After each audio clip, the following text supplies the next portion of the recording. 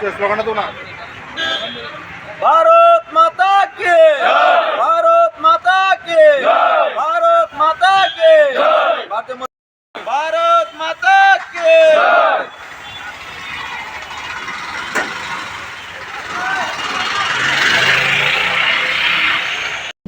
নমস্কার, আমি গুরুকুল আগরতলা ইংলিশ মিডিয়ামের প্রিন্সিপাল বলছি। আমার নাম রিম্পি দে।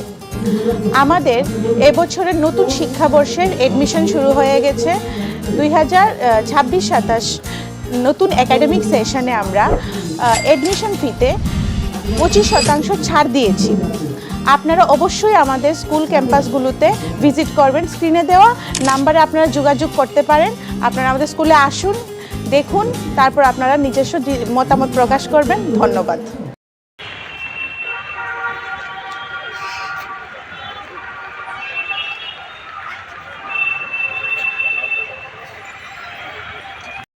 আজকে আমরা ত্রিপুরা প্রাকৃতিক গ্যাস মজদুর সংঘের পক্ষ থেকে এখানে সমবেত হয়েছি।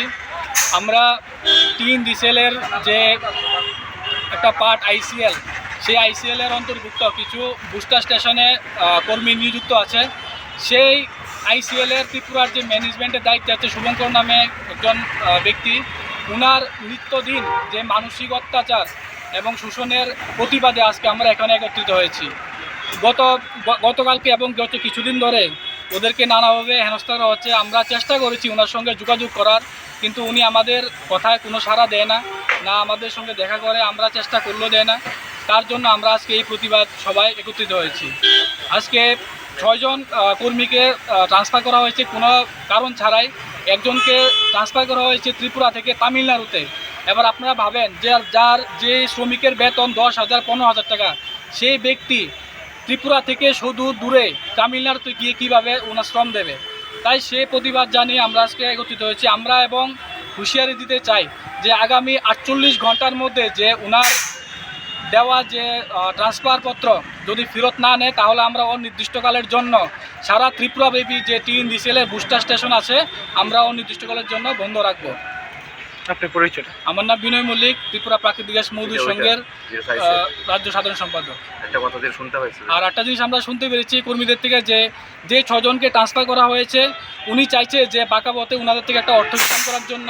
উনি ফোন করে ব্যক্তিগতভাবে ডাকায় এবং ডেকে বলে যে প্রত্যেকের থেকে যে 2-3 লাখ টাকা করে ব্যক্তিগত দেওয়ার জন্য, যাতে উনি ট্রান্সফার আটকে দেবে।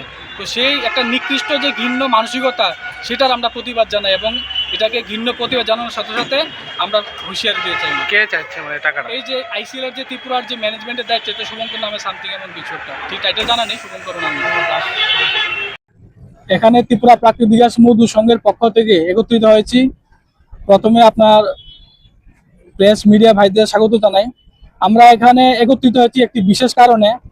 আমাদের যে টিন ডিসেল অর্থাৎ ত্রিপুরা ন্যাচারাল গ্যাস কোম্পানি লিমিটেডের অন্তর্ভুক্ত যে আইসিএল কোম্পানি আছে, সেই কোম্পানির যে বুস্টার স্টেশনগুলো আছে যে সারা ত্রিপুরা রাজ্য জড়িয়ে, সেখানে কিছু আমাদের শ্রমিক কাজ করে।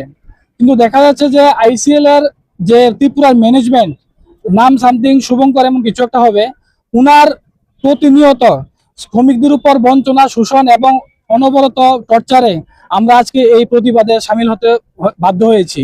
দেখা যাচ্ছে যে কিছুদিন পূর্বে, যেমন গতকালকে ঘটনা বলুন, আমাদের 6 জন শ্রমিককে ট্রান্সফার করা হয়েছে কোনো নোটিশ ছাড়া, কোনো কারণ ছাড়াই হঠাৎ করে ট্রান্সফার করা হয়েছে।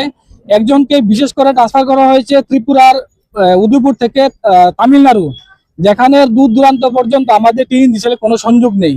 এরকম ভাবে আমাদের হেনস্থা করা হচ্ছে শ্রমিকদের।